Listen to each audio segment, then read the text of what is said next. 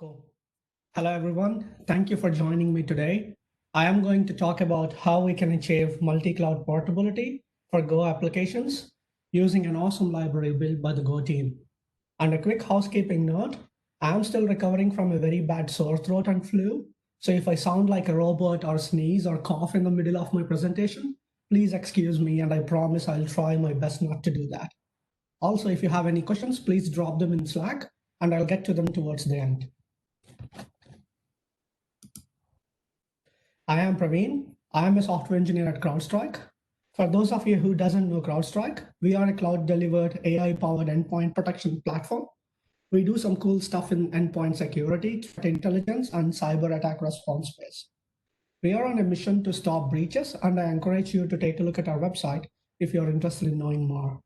Also, if you want to work on building a platform that handles billions of events a day and stop tens and hundreds of breaches every year, go check out the careers page. The link is posted here on the slide, or please reach out to me. We are expanding our teams across the globe, and I'm happy to share more details. I will first talk about Go and then briefly discuss the challenges with respect to portability between clouds. And then I'll try and explain how Kubernetes would fit in this context. And then I'll introduce a really cool library and briefly discuss the best practices to build applications that are truly portable using that library. There are now over 1 million Go developers worldwide. Companies like Google, Netflix, CrowdStrike, and many more are depending on Go in production. Over the years, we've found that developers love Go for cloud development because of its efficiency, productivity, built-in concurrency, and low latency. Go has played a significant role in creation of cloud-related and cloud-enabling technologies like Docker, Kubernetes, Istio, and many others. In fact, it could be reasonable to say that the modern cloud is written in Go. A number of years ago, an analyst wrote that Go is the language of cloud infrastructure. And I think that has been proven overwhelmingly true. Most cloud infrastructure things have been written in Go. Go has been continuously growing in the past decade, especially among the infrastructure teams and in the cloud ecosystem. And we are increasingly seeing that Go is not only the language of cloud infrastructure, but the entire language of the cloud. We are seeing more significant adoption of Go applications on the cloud than any other language. But why is Go becoming a key language in the cloud? Some of the features which I believe has contributed to this include things like small binaries and super fast runtime initialization, and the ability to compile programs into a static binary. And most importantly, in my opinion, is the ability to cross-compile your applications, especially if you don't have any native C-Go dependencies. And most importantly, an amazing community built around it with tons of contributors, tons of conferences, and hundreds of meetups and community gatherings. However, one common theme with many organizations is the need for portability across cloud providers. These teams want to deploy robust applications in multi-cloud and hybrid cloud environments and migrate their workloads between cloud providers without significant changes to their code. But let's take a step back and understand why is portability important for cloud workloads. Most organizations adopt a multi-cloud strategy out of a desire to avoid vendor lock-in or to take advantage of best-of-breed solutions. As IT becomes the center of competitiveness for nearly every enterprise today, companies have to think about being able to survive a widespread outage or a security vulnerability, for example. Multi-cloud operations spread the risk of service disruption across a larger surface area. Think of it as an investment diversification strategy. While the cloud famously gave us hourly and now even by the minute pricing, major deals in the cloud are negotiated, not bought at pricing of the website. Simply put, you are in a much better position to negotiate if you can prove the ability to move workloads to another provider offering better terms, and this is especially true if you're operating at scale. Lastly, despite the trend towards so-called commoditization, there are differences between clouds that lend themselves to app placement for reasons other than diversification and negotiating leverage. Some clouds are in certain regions, whereas others are not.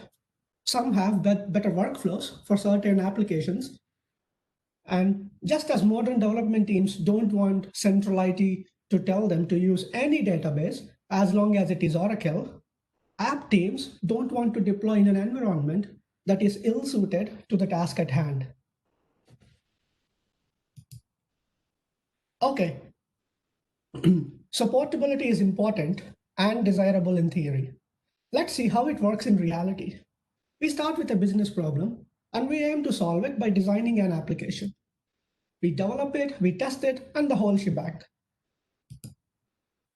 But in this cloud native era, we seldom build applications in isolation. Oftentimes, we pick a cloud provider to deploy and run our application. This gives us the leverage to support our application with some of the managed services provided by the cloud provider, like blob storage, database, etc.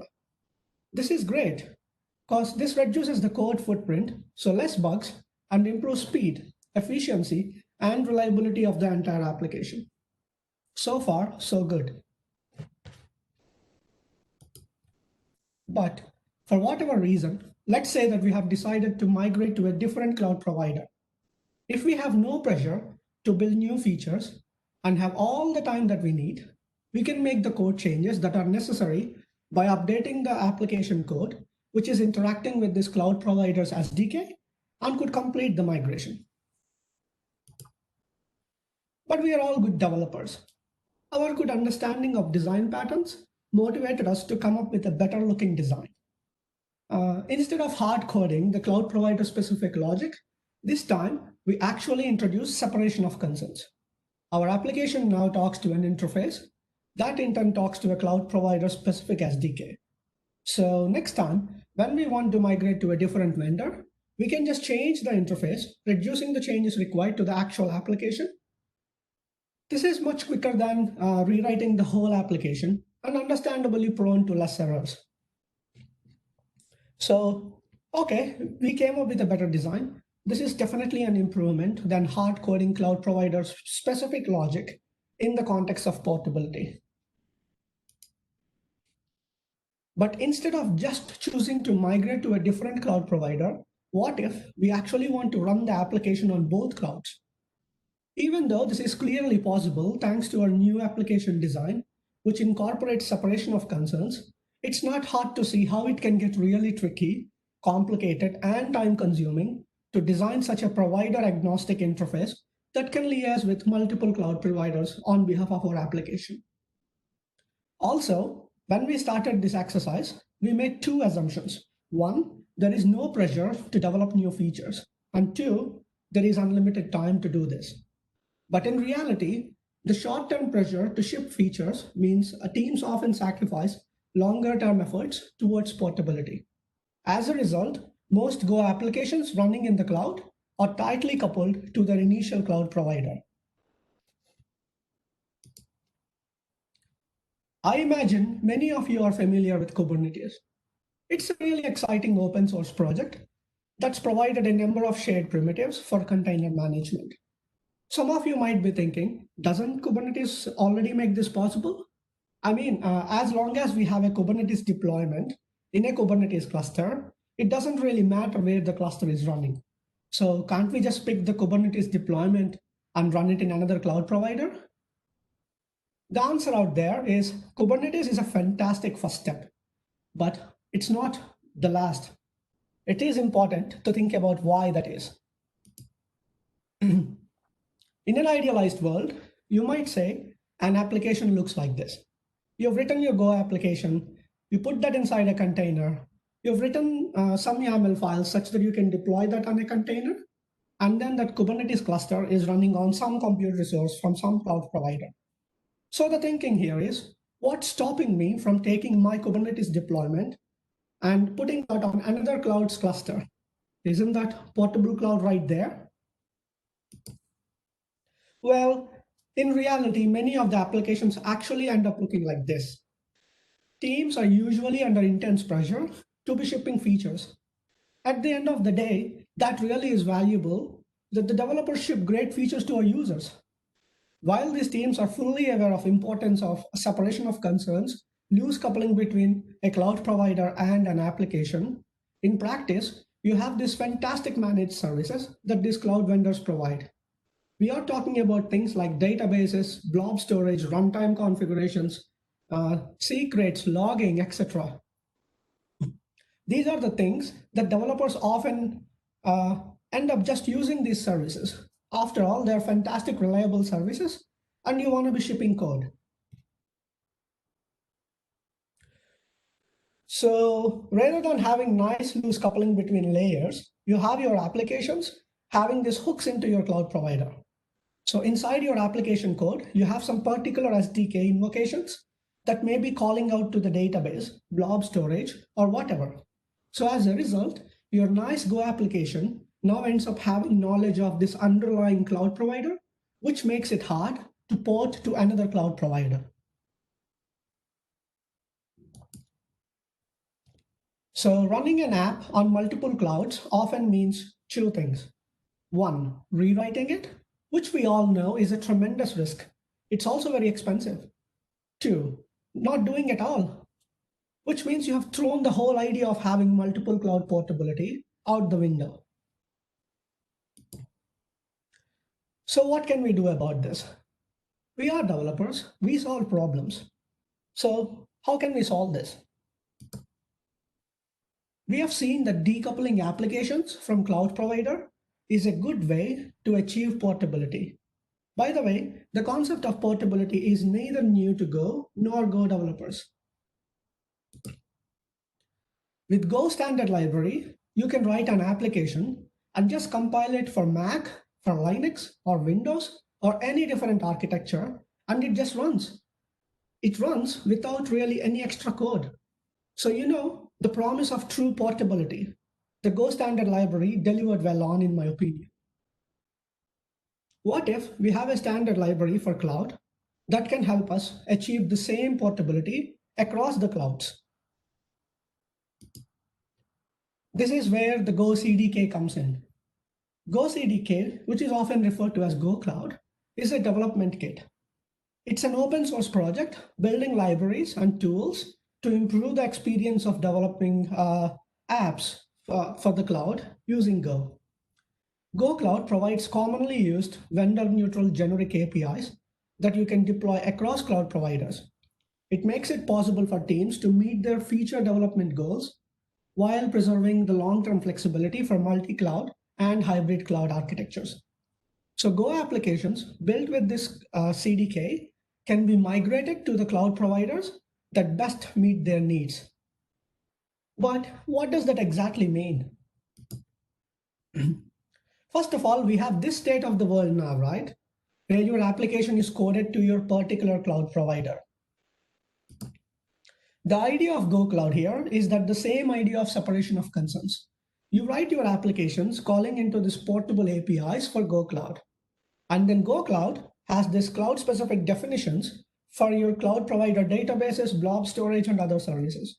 So when you want to switch out clouds, or when you want to deploy to multiple clouds, you have this very clear scene between your application logic and the setup code that is working with all these particular specific clouds. So what can we do with Go Cloud? What services does it support? Go Cloud provides generic APIs for commonly used services through packages. Let's take a look at these packages and understand what we can do with them. Some of us might not be aware of patterns around these services that these packages provide support for, but it's okay. I'll try and explain them as we go. Go Cloud provides us a blob package. First of all, what is a blob? Blobs are common abstraction for storing unstructured data on cloud storage services and access them through HTTP. The blob package from Go Cloud supports operations like reading and writing blobs, deleting blobs, and listing blobs in a bucket. It provides us an abstraction over commonly used blob storage services across clouds and even on-prem solutions. So using this blob package, we can develop our application locally using the local file blob sub package, and then deploy it to multiple cloud providers with just minimal initialization reconfiguration. Next up is doc store package to work with document stores. A document store is a service that stores data in a semi-structured JSON-like documents grouped into collections. Like no other NoSQL databases, document stores are schemaless. The doc store package provides an abstraction layer over common document stores like Google Cloud Firestore, Amazon DynamoDB, and Cosmos DB from Azure and MongoDB. GoCloud also provides us with MySQL and PostgreSQL packages. These packages provide an abstraction layer over common relational databases like GCP's Cloud SQL, RDS from AWS, and Azure Database for MySQL. Connecting to cloud providers' hosted database services requires additional steps to ensure the security of the connection. For example, each of GCP, AWS, and Azure require the use of custom certificate authorities to be configured in the client.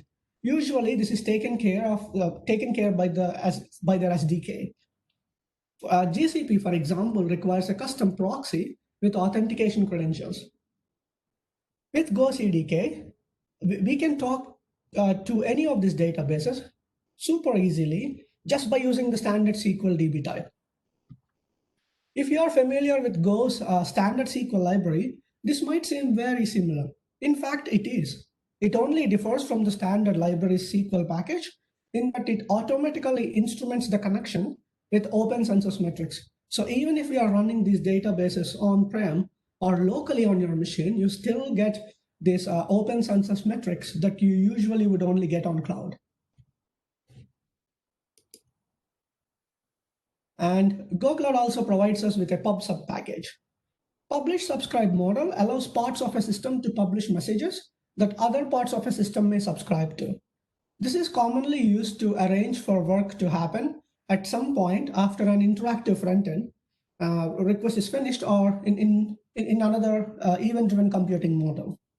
The pub/sub package provides an easy and portable way to interact with various pub/sub systems like SQS, SNS, Google Cloud PubSub, Azure Service Bus, and RabbitMQ, NATS, Kafka, you name it.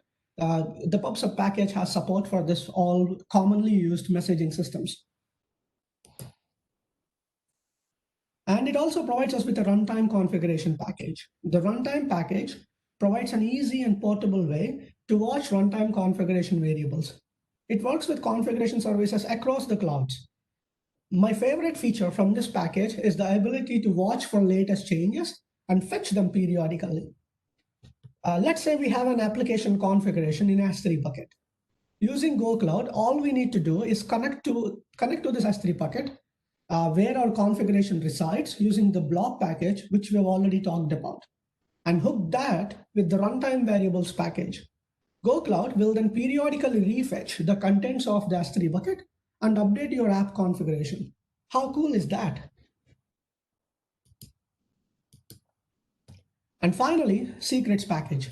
Secrets package provides access to key management services in a portable way. It supports encryption and decryption of secrets for various services using best practices. And these services could be cloud and on-prem solutions as well. For example, we can work with same application code across services like HashiCorp Vault and AWS KMS and GCP KMS, etc. Now that we appreciate the flexibility and broad support for services across clouds that comes with GoCloud, let's see how it will help us achieve this portability by building a simple command line application that uploads files to blob storage on Google Cloud, AWS, and Azure. When we are done, our command line application will work like this. We invoke the binary by passing the blob storage URL as an argument, and the uploader will understand which cloud provider we are using based on the URL argument and uploads the image to the correct destination, just like that. We start with a skeleton for our program to read from command line arguments and to configure the bucket URL. we add a small validation for command line arguments and read those arguments into variables. Nothing fancy. Now that we have a basic skeleton in place, let's start filling in the missing pieces. To talk to the cloud provider blob storage, we import the blob package from GoCloud. And using the open bucket method, that blob package exposes and passing the bucket URL to it, we open a connection to the bucket. And because we are good programmers, we write some error handling and add a defer statement to close the bucket connection when we exit the main function.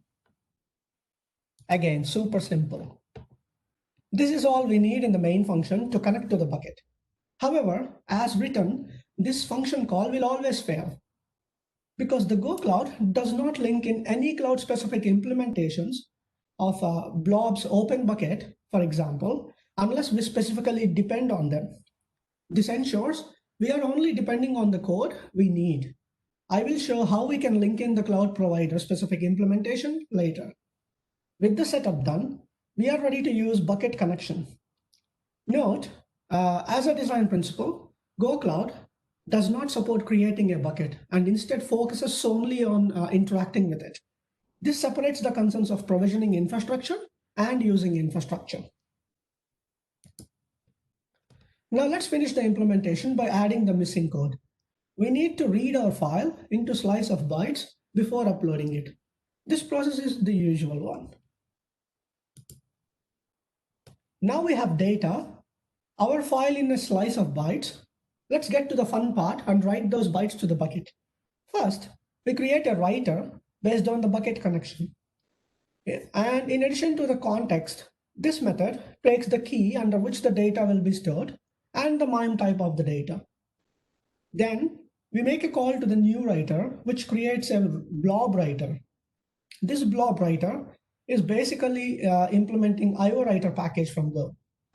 With the writer, we call write, passing in the data. And in response, we get the number of bytes written to this bucket and an error that might have occurred. Finally, we close the writer with close and check the error. So overall, we end up with this as our application code. As we can see, there is no cloud provider specific code here. If we run this code, it will fail because we haven't told GoCloud about which cloud provider's blob service we want to use this upload or app with. Now let's fix that. Let's say we want to run this application in both AWS and Google Cloud to begin with, and later we add support for Azure. So all we need to do to add this support for Google Cloud and AWS is just this. By just adding blank imports for AWS S3 and Google Cloud's blob packages, our uploader application will work with both AWS S3 and GCP blobs seamlessly. This concept of blank import almost seems like magic. To understand what's happening under the hood, let's understand what blank imports in Go are and how they are being used to achieve this portability. In Go, a blank identifier can be assigned or declared with any value of any type, with the value discarded harmlessly. It's a bit like writing to Unix dev null file.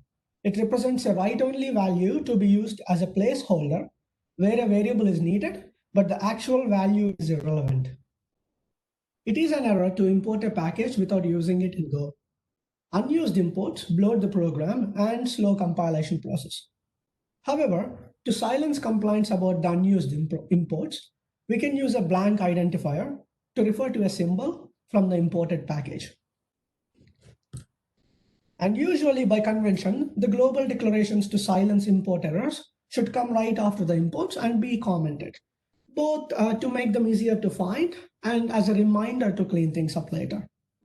An unused import like format or IO package in this example should eventually be used or removed. Blank assignments identify code as work in progress. But that's not the entire story. Sometimes it is useful to import a package only for its side effects without any explicit use. And when I say import side effects, I essentially am referring to code or features that are used statically, meaning Just the import of the package will cause some code to execute on application start, putting my system in a state different than it would be without having imported this package. This code can be an init function, which can do some setup work or lay down some configuration files or modify a resource on disk. By the way, in Go, any imported packages will have their init methods called prior to main being called. So whatever is in the init is a side effect for your application. This form of import makes clear that the package is being imported only for its side effects. So in our example, when we have this blank import for AWS S3, it makes it very clear to us that we are only importing the side effects. And let's see what I mean by this side effect. So in the case of our multi-cloud uploader example, when we import S3 blob, the underscore import is used for the side effect of registering the AWS S3 driver as a blob driver in the init function, without importing any other functions that are defined in this S3 package. Once it's registered this way, S3 bucket can be used with Go Cloud's blob package in our code without having to talk to S3 specific implementation directly. This separation of concerns is actually what makes the portability possible under the hood, without us dealing directly with cloud provider specific logic. Now that we have figured out the magic behind blank imports, let's see how we can add Azure storage support for our uploader application. Yes, you guessed it right. Adding support for a cloud provider is now as simple as adding a dependency on the cloud provider driver package, thanks to the magic that's happening under the hood through blank imports. That's it. We have a program that can seamlessly switch between multiple cloud storage providers using just one code path. Without the Go CDK, we would have had to write a code path for S3 and then another code path for Google Cloud Storage. That would work, but it would be tedious. We would have to learn the semantics of uploading files to both blob storage services. Even worse, we would have two code paths that effectively do the same thing, but would have to be maintained separately. It would be much nicer if we could just write the upload logic once and reuse it across providers. That's exactly this kind of separation of concerns that the Go CDK makes possible. I hope this example demonstrates how having one type for multiple clouds is a huge win for simplicity and maintainability. By writing an application using a portable library, we retain the option of using infrastructure in whichever cloud that best fits our needs, all without having to worry about a rewrite. It is not feasible or desirable for APIs like Go Cloud's blob bucket, for example, to encompass the full functionality of every provider. Rather, the intention is to provide a subset of the most commonly used functionality. And there will be use cases where a developer wants to access provider-specific functionality, such as unexposed APIs or data fields, errors, or other options that are only provider-specific. This can be accomplished using as functions in Go Cloud. As functions in Go Cloud provide the user a way to escape the Go Cloud's abstraction to access provider-specific types. Using as implies that the resulting cloud is no longer portable. The resulting code is no longer portable. The provider-specific code will need to be ported in order to switch providers. Therefore, it should be avoided if possible. So how do we use this? We declare a variable of a particular provider-specific type, and you want to access we basically have a provider-specific type that we want to access, and we pass a pointer to that type to as function. If the type is supported, as will return true, and copy the provider-specific type into your variable. Otherwise, it will return false. For example, the code shown in the slide here is specific to Google Cloud Storage blob implementation. It demonstrates access to underlying Google Cloud Storage client type, which is specific to Google Cloud.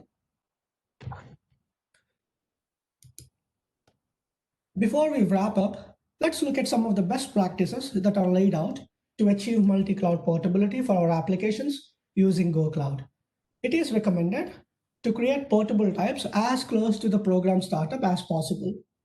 Since creation of portable types requires using driver-specific setup, which could be as simple as a blank import or a complex application setup using some dependency injection library, like Wire, for example, uh, provides us a clear separation of driver-specific details from the rest of your application. And second, it is a good practice to pass these portable types, like blob bucket, for example, uh, and pass them as arguments or struct fields instead of as package variables. This allows you to easily swap out the portable type for a local implementation in unit tests and enables you to use dependency injection tools like Wire that I just mentioned before to set up your application. And finally, avoid using as functions when possible. Using driver-specific options makes it harder to test your code with confidence or migrate to another driver later. But if your application really needs to use driver-specific options, try to make it so that other drivers fall back gracefully. For example, you may need to use a particular setting to write to a Google Cloud Storage bucket. When testing for the driver-specific write options, don't return an error if the as function doesn't have the right type. That way, when running against an in-memory bucket for tests, the write will still occur and can be observed. Leave provider-specific checks to integration tests. That's it. Thank you for listening to me and for providing me an opportunity to talk about multi-cloud portability. And I'm happy to take any questions now. Thanks for the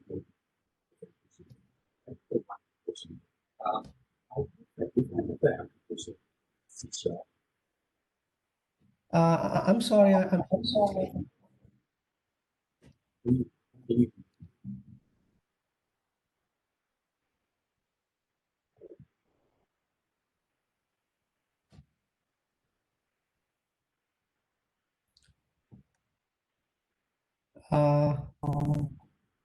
I'm sorry, Anna. I'm unable.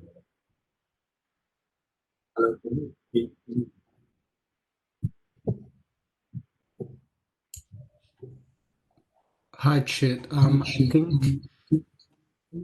your microphone seemed to be.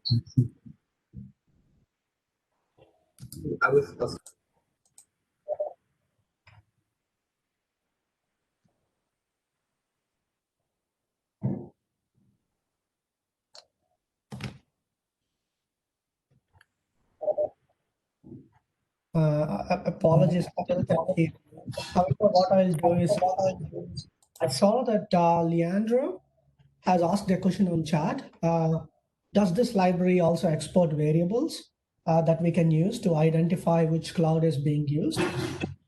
The idea here is basically to identify statically by observing code or using static analysis tools. So I'm not sure if basically the idea here is to hide the cloud provider details from your application. So it doesn't really help you understand this like at runtime. However, you can make use of the as function that I just mentioned before to try and typecast that to a particular type. For example, let's say you're using blob and you want to typecast it to Amazon's S3 bucket. You can use as to do that. And if it works, it means you're using Amazon S3. If it doesn't, which it means you're not using that. So using as, you can also identify dynamically, but the idea here is basically to provide that static visibility into your application rather than making use of these dynamic terms. But yeah, absolutely, you can do that.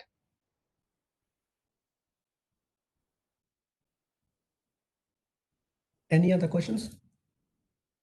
And Chet, if you can, please post your question on Slack, and I'll make sure I'll get to that.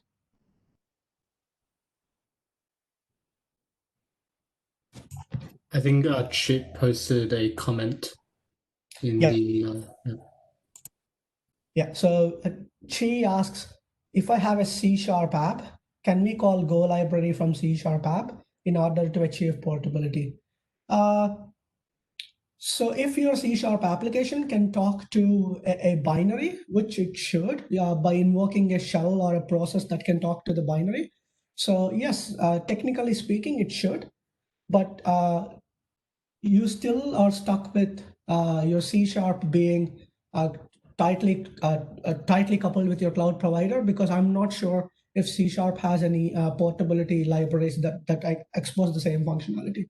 But yeah, it is a good idea if you can extract out your cloud provider specific logic using a Go binary and interact that with your C# application. Yes, sure.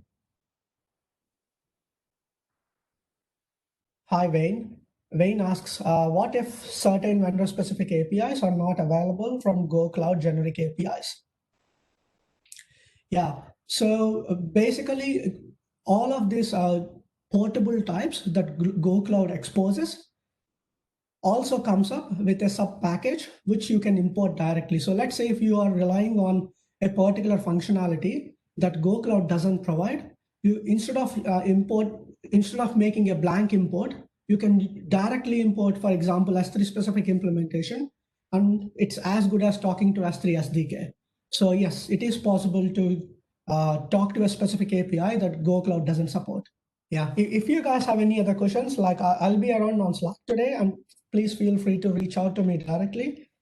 And yeah, thanks for your time.